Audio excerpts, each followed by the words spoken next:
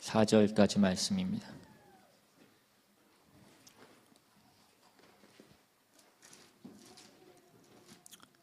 골로새서 3장 1절부터 4절까지 말씀입니다.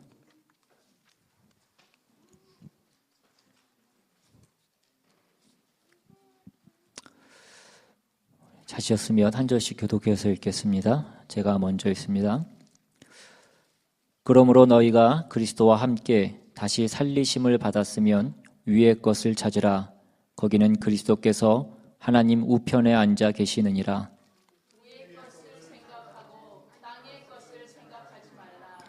이는 너희가 죽었고 너희 생명이 그리스도와 함께 하나님 안에 감추어졌음이라. 우리 생명이신 그리스도께서 나타나실 그때에 너희도 그와 함께 영광 중에 나타나리라. 아멘. 기도하겠습니다.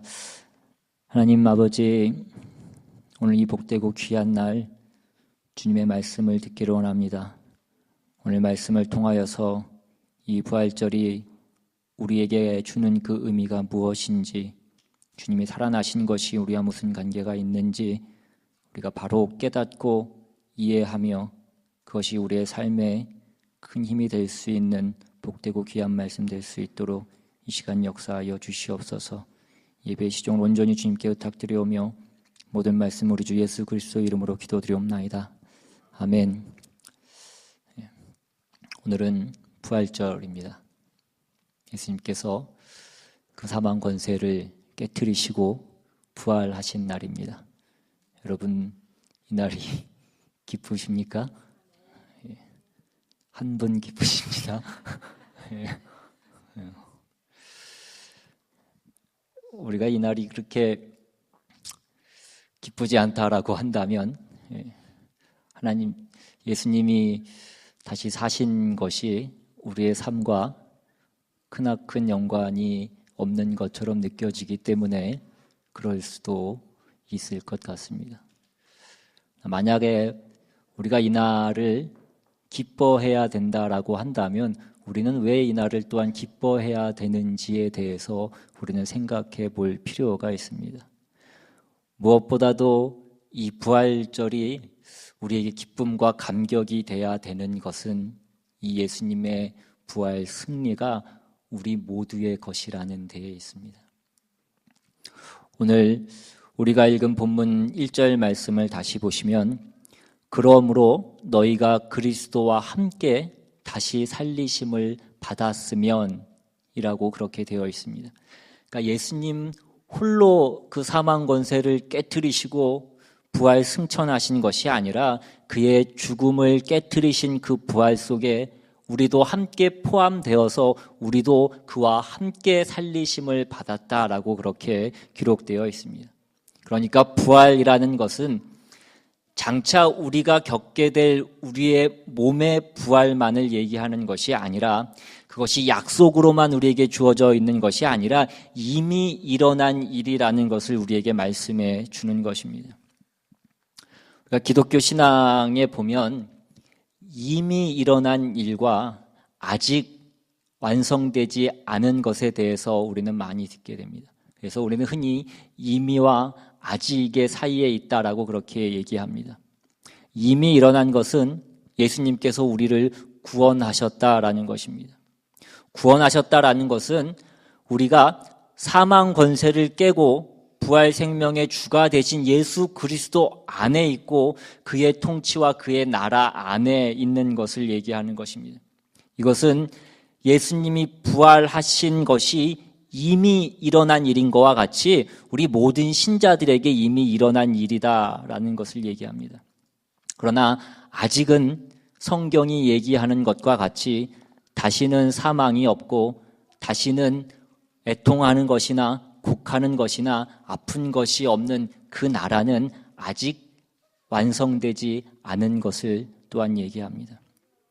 그래서 오늘 우리는 이 부활절을 맞이하여서 우리가 이미 일어난 부활, 이미 승천하시고 하늘 보좌 우편에 앉으신 하늘과 땅의 모든 권세를 가지신 그 예수 그리스도의 통치 아래 우리가 있는 그 백성이라는 것을 우리가 아는 그 측면에서 우리의 부활을 다시 생각해 보려고 합니다.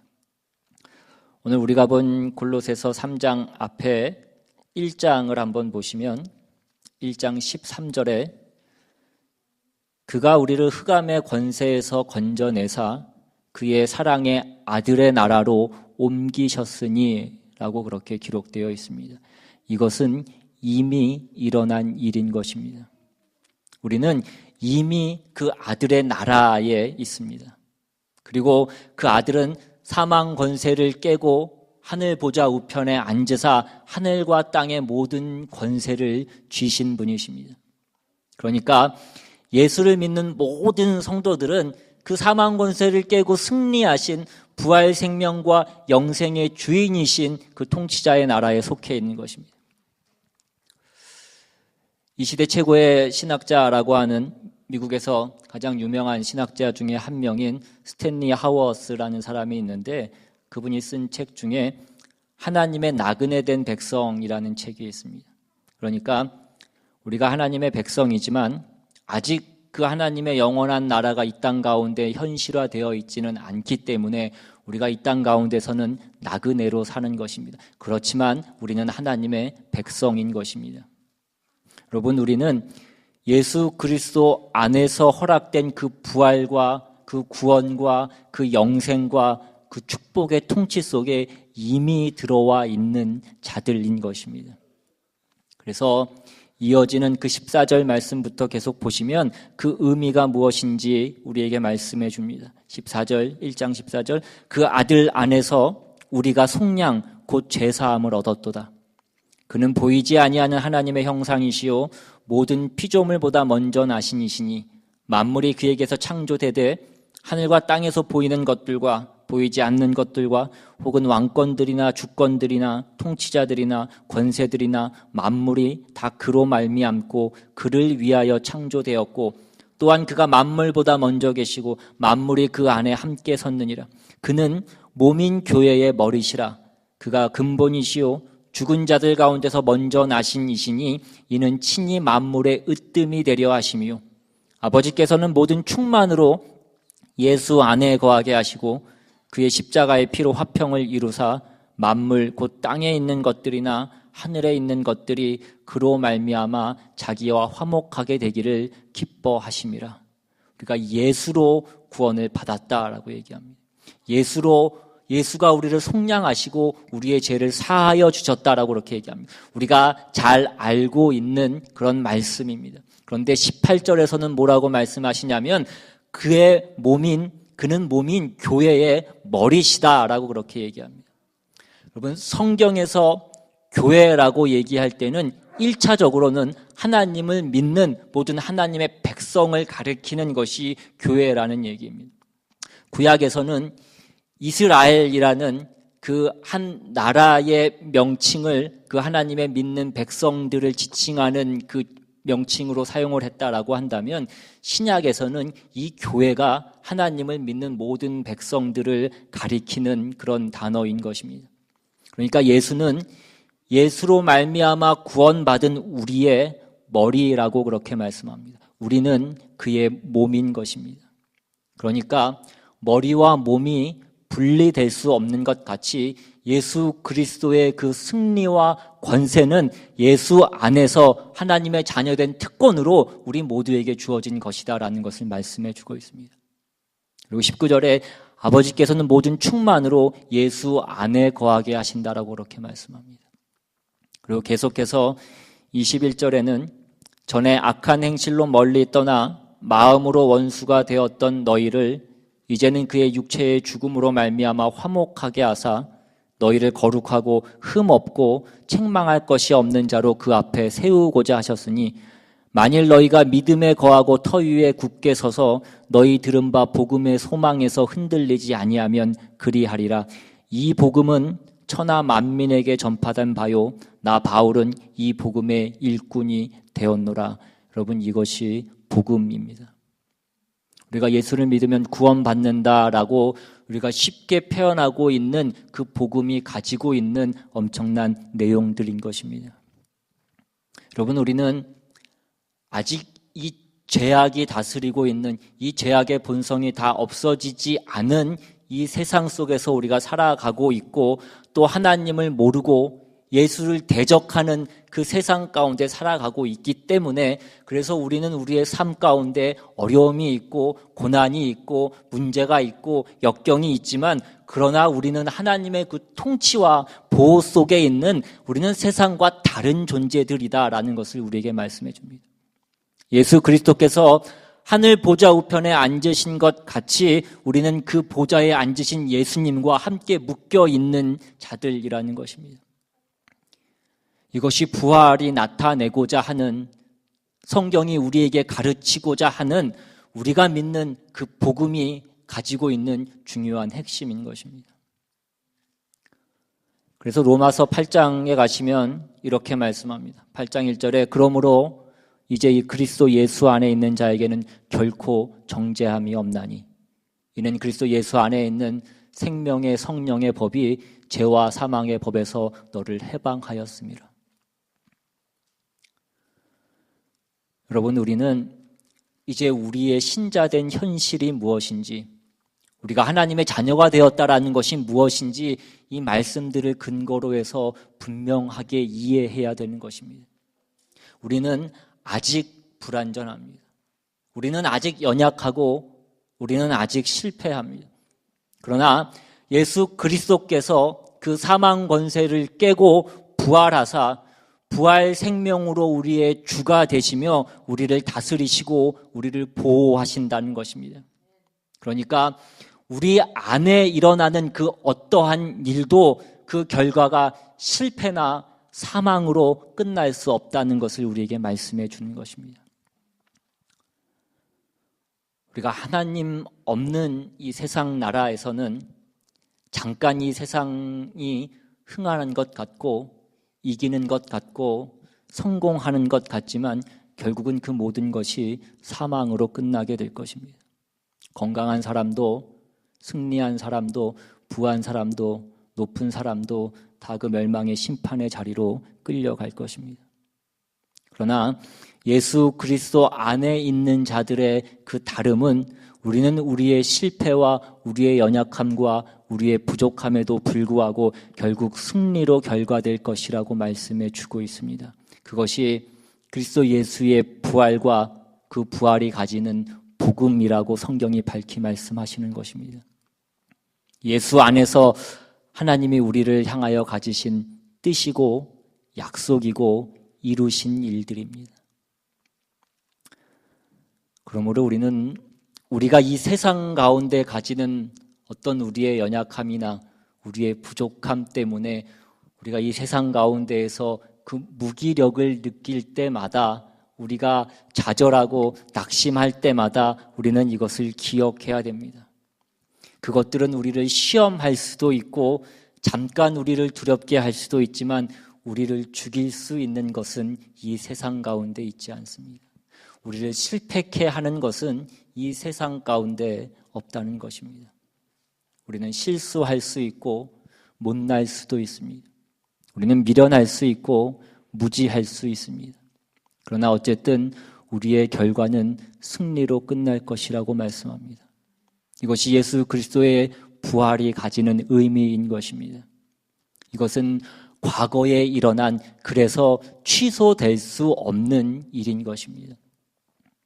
그래서 로마서 8장 31절 이하에 이와 같은 말씀들이 등장하는 것입니다. 31절 이하에 그런즉 이 일에 대하여 우리가 무슨 말 하리요? 만일 하나님이 우리를 위하시면 누가 우리를 대적하리요? 자기 아들을 아끼지 아니하시고 우리 모든 사람을 위하여 내주신 이가 어찌 그 아들과 함께 모든 것을 우리에게 주시지 아니하겠느냐? 누가 능히 하나님께서 택하신 자들을 고발하리요? 의롭다 하신 이는 하나님이시니 누가 정죄하리요? 죽으실 뿐 아니라 다시 살아나신 이는 예수 그리스도 예수시니 그는 하나님 우편에 계신 자요 우리를 위하여 간구하시는 자시니라. 누가 우리를 대적하리요? 누가 우리를 고발하리요? 누가 우리를 정죄하리요? 라고 그렇게 말씀합니다. 예수님의 통치 아래에 있는 자들에게는 그 사망이 힘을 쓰지 못하는 것을 우리에게 말씀해 줍니다. 예수님 그 사망을 깨고 승리하사 하늘 보좌 우편에 앉으셨습니다. 그 자신이 그 길을 걸으셔서 그 승리의 자리에 가셨고 그 길로 우리를 구원하고 계신 것입니다. 이것을 취소시키려면 예수님께서 다시 과거로 돌아가셔서 그 죽음과 그 부활을 취소시키는 수밖에 없습니다. 그러나 그 과거를 취소시킬 수 있는 법은 없는 것입니다. 그래서 35절 이하에 누가 우리를 그리스도의 사랑에서 끊으리요? 환난이나 공고나 박해나 기근이나 적신이나 위험이나 칼이랴. 기록된 바 우리가 종일 주를 위하여 죽임을 당하게 되며 도살당할 양같이 여김을 받았나이다 함과 같으니라. 그러나 이 모든 일에 우리를 사랑하시는 이로 말미암아 우리가 넉넉히 이기느니라. 내가 확신하노니 사망이나 생명이나 천사들이나 권세자들이나 현재일이나 장래일이나 능력이나 높음이나 깊음이나 다른 어떤 피조물이라도 우리를 우리 주 그리스도 예수 안에 있는 하나님의 사랑에서 끊을 수 없으리라. 우리가 아까 읽은 그 8장 1절 2절에서 본 바와 같이 그리스도 예수 안에 있는 생명의 성령의 법입니다. 우리를 그 죄와 사망의 법에서 해방시키시고 구원하셨습니다. 그래서 오늘 우리는 우리가 누구인가에 대하여서 이 부활절이라는 것과 이 부활이라는 문제와 그것을 연결하여서 우리는 좀 더 자신 있게 성경이 얘기하는 바가 무엇인지를 좀 더 깊게 이해해야 될 그런 필요가 있습니다. 예수 그리스도의 부활, 그것은 우리의 부활이며 신자된 특권이고 영광이고 자랑이고 충만인 것입니다. 그래서 오늘 본문이 있는 골로새서 3장으로 다시 가시면 성경은 우리에게 이러한 신앙을 요구합니다.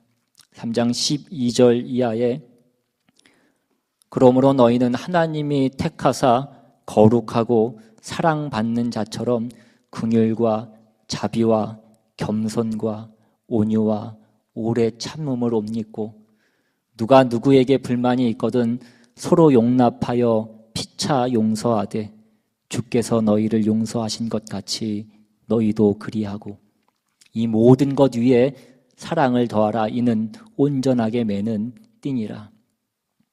예수 믿는 자들에게 무엇을 하라고 말씀하고 있습니까? 너희는 사랑을 받은 자이기 때문에 긍휼과 자비와 겸손과 온유와 오래 참음을 옷 입으라 라고 그렇게 말씀합니다. 예수 그리스도와 묶어진, 그래서 사망의 권세를 깨고 부활 생명의 통치를 받는 자의 그 삶의 내용을 나타내라고 말씀하고 있는 것입니다. 이것은 우리를 다스리시고 우리의 구원이 되시는 그 예수 그리스도의 그 인격과 그 성품에 참여하라는 것입니다. 이것은 다만 잘나고 못나고의 문제를 얘기하는 것이 아니라 어떤 윤리와 도덕을 얘기하는 것이 아니라 예수 안에 있는 자와 예수 밖에 있는 자, 예수를 아는 자와 예수를 알지 못하는 자, 예수를 알아서 거룩해지는 자와 알지 못해서 거룩해질 수 없는 자의 구별을 말씀하고 있는 것입니다. 여러분, 이것은 우리의 특권이라는 것을 우리가 잊지 말아야 됩니다. 예수 그리스도의 부활을 믿는다면, 우리가 예수를 믿는다고 고백한다면 우리는 이 일에 대해서 외면할 수가 없다는 것입니다. 13절에는 그래서 용서하라고 그렇게 말씀합니다. 앞에 있는 긍휼과 자비와 겸손과 온유와 오래 참음이나 용서하라는 것은 다 무엇에서부터 나오냐면 너희가 사랑을 받은 자이기 때문에, 너희가 그 용서를 받은 자이기 때문에 너희가 그렇게 할 수 있다라고 그렇게 말씀하고 있는 것입니다. 우리가 반대로 얘기하면 우리가 누군가를 아직도 용서할 수 없고 사랑할 수 없다라고 한다면 우리는 하나님께 받은 그 사랑이 무엇인지, 용서가 무엇인지를 아직도 잘 알지 못하고 있는 것입니다.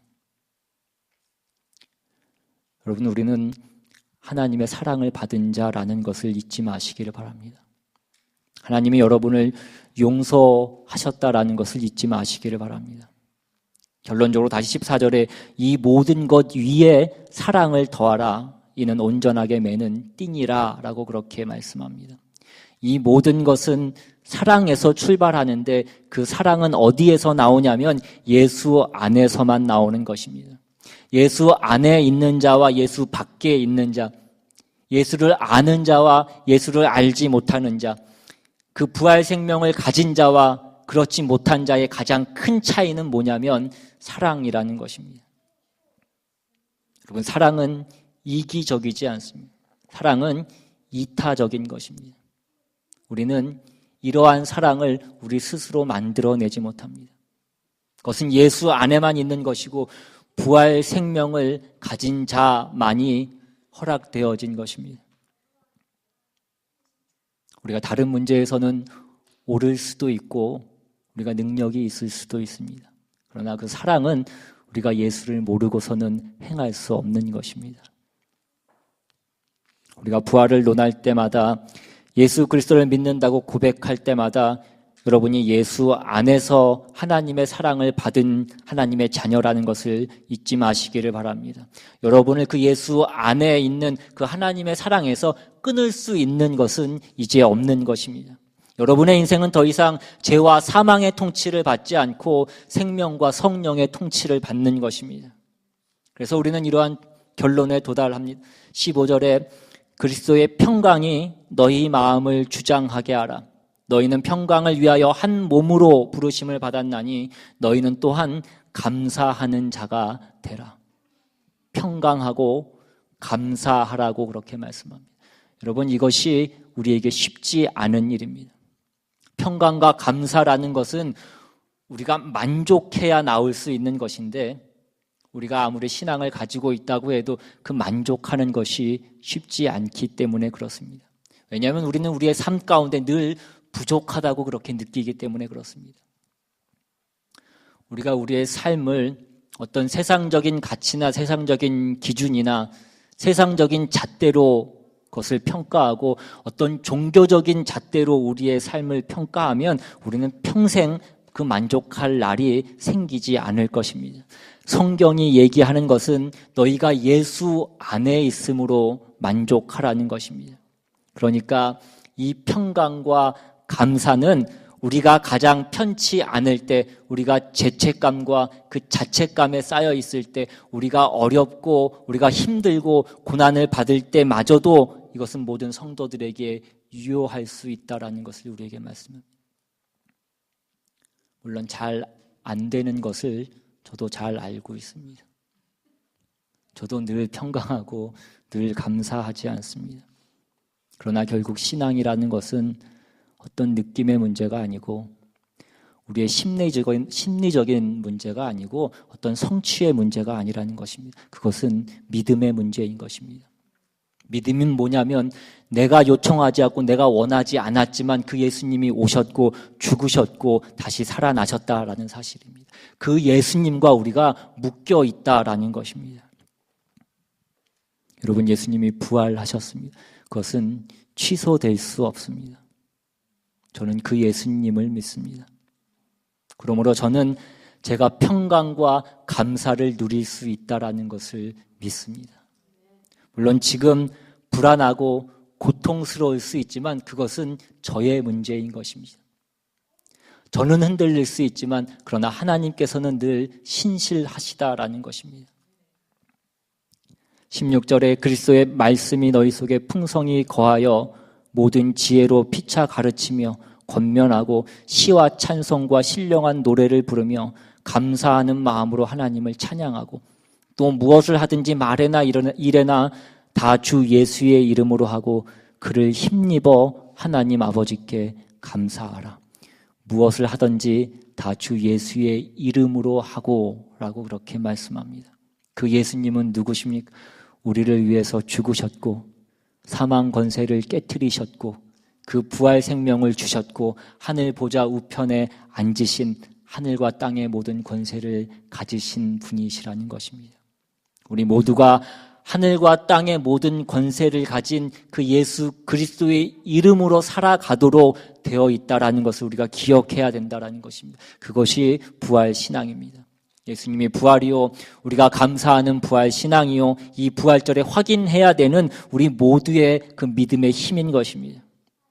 오늘 우리는 이 부활절을 맞아서 이 부활이 무엇인지, 그래서 우리가 누구인지, 우리가 받은 것이 무엇인지를 다시 한번 기억함으로 우리 모두가 이 부활 생명을 가진 자로서 우리의 삶과 우리의 자리를 지켜나가는, 그래서 그 신앙의 승리를 이루어 나가는 저와 여러분 다 되시기를 주님의 이름으로 축원합니다.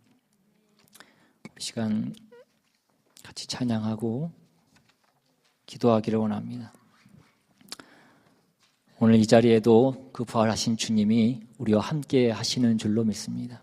우리 모두는 그 주님과 함께 묶여 있는 자들인 것입니다. 그 주님의 승리가 우리의 승리이고 그 주님이 다시 살아나심이 우리의 다시 살아난 것임을 우리에게 말씀해 주고 있는 것입니다. 오늘 우리가 어떤 환경 가운데 있을지라도 우리가 그 가운데 그 승리와 그 영광이 약속된 그 자리 가운데 나아가고 있는 것임을 우리가 기억함으로 그 주님과 함께 그 주님이 인도하시는 자리로 나아가는 우리 모두가 될 수 있기를 바랍니다. 우리 시간 같이 찬양합니다.